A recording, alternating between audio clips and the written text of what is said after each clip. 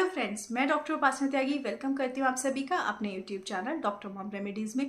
आज की वीडियो में मैं बात करने वाली हूँ पीरियड से रिलेटेड। आपको जो मंथली पीरियड्स आते हैं, मासिक धर्म आता है, उससे रिलेटेड कुछ भ्रांतियों के बारे में, कुछ मिथ्स के बारे में।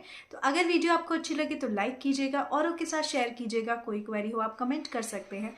चैनल को सब्सक्राइब कर लीजिए, नोटिफिकेशन बेल आइकन ऑन कर दीजिए कि आने वाली सभी वीडियोस की नोटिफिकेशन मिले। और अगर आप चाहें तो मुझे इंस्टाग्राम पर भी फॉलो कर सकते हैं। तो चलिए वीडियो को स्टार्ट करते हैं। जो पीरियड्स हैं वो हर महीने एक महिला को आते हैं।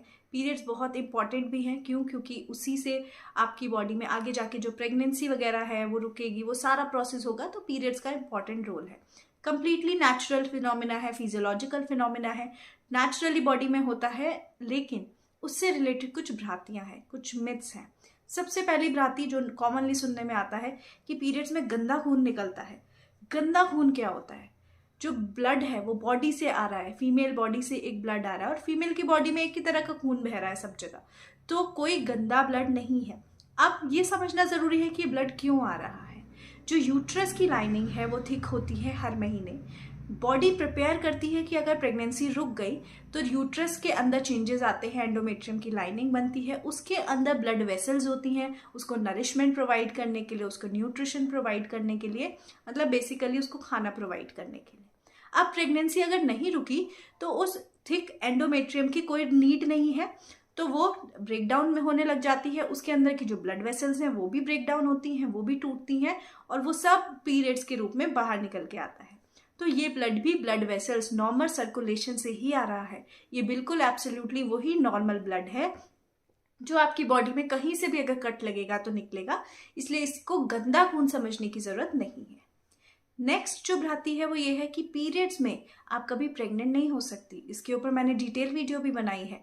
अगर आपकी पीरियड्स की साइकिल लेंथ कम है, दिनों की है, मतलब आपको जल्दी पीरियड्स आ जाते हैं, 28 दिन से पहले पीरियड्स आ जाते हैं, आपको 21 से 25 दिन, 26 दिन, इतनी छोटी आपकी साइकिल लेंथ है, तो डेफिनेटली चांसेस हैं कि अगर आप पीरियड्स के समय रिलेशन बनाती हैं तो आपको प्रेगनेंसी रुक सकती है।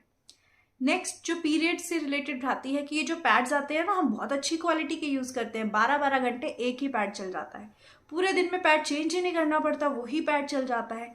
ये एक कंप्लीटली मिथ है। कंपनीज क्लेम कर रही हैं, पर आप फूल मत बनिए। हाइजीन नाम की भी कोई चीज़ होती है। जो पीरियड्स में आप पैड्स यूज़ कर रहे हैं, मैक्सिमम आपको 4 से 6 घंटे ही यूज़ करना चाहिए। ट्राई कीजिए 4 घंटे में चेंज कर दें, बट इकोनॉमिक चीज़ें भी होती हैं, महंगे आते हैं पैड्स, तो ज़रूर आप 6 घंटे से ऊपर एक पैड को ना इस्तेमाल कीजिए। इन्फेक्शन होने का खतरा, इन्फेक्शन ग्रो करने का खतरा बहुत ज़्यादा होता है इसकी वजह से। इसके अलावा जो पीरियड्स रिलेटेड भ्रांति है वो ये है कि पीरियड्स के समय आपको बाल नहीं धोने चाहिए।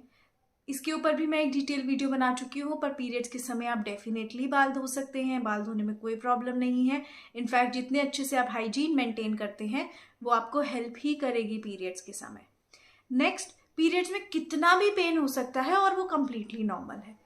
तो जी नहीं, ऐसा नहीं है। पीरियड्स एक नेचुरल फिनोमिना है। गॉड ने, भगवान ने उसको ऐसे ही बनाया है कि ये हर महीने एक महिला के अंदर होता है, तो वो इतना पेनफुल नहीं बना सकते। और कभी भी excessive pain is not normal. तो बहुत ज़्यादा अगर पेन हो रहा है आपको पीरियड्स में, आप अपनी पीरियड्स में थोड़ा बहुत पेन होना एब्सोल्युटली नॉर्मल है, और वो होता है क्योंकि प्रोस्टाग्लैंडिन नाम के केमिकल मीडिएटर्स रिलीज होते हैं और वो पेन कॉज करते हैं, तो एब्सोल्युटली नॉर्मल है।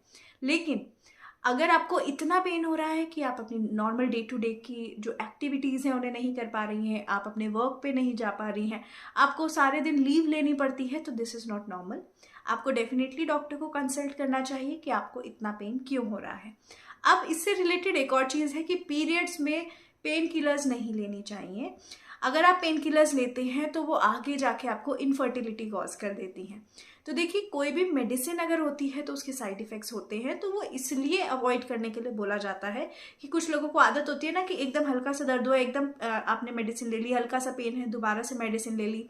दिन में कोई लोग बहुत ज़्यादा एक्सेसिव दवाइयाँ ले लेते हैं, तो इसलिए बोला जाता है कि अवॉइड करें। पर इसका कोई लिंक नहीं है कि अगर आप पेन किलर ले रही हैं तो आपको जो है इनफर्टिलिटी हो जाएगी, आपको आगे जाके बच्चा नहीं रुकेगा। ऐसा नहीं है।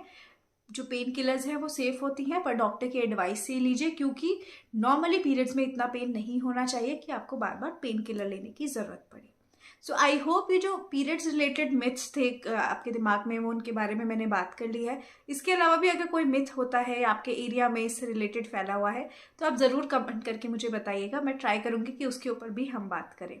ये सब जो चीज़ें हैं ये फीमेल्स को जानना बहुत ज़रूरी है। अगर आपके घर में कोई महिला है, छोटी बच्ची है, उनको आप ज़रूर गाइड कीजिए। हेल्थ एजुकेशन इंपॉर्टेंट है, बट उसके साथ जो है सेक्स एजुकेशन भी इंपॉर्टेंट है, स्पेशली ऐसे रिमोट एरियाज़ में जहाँ पर प्रॉपर डॉक्टर फैसिलिटीज़ अवेलेबल नहीं है, जहाँ पे अब इतनी तरक्की नहीं हो पाई है कि आप नॉर्मल चीज़ें भी, जो नेचुरल चीज़ें हैं वो भी बच्चों को समझा सकें।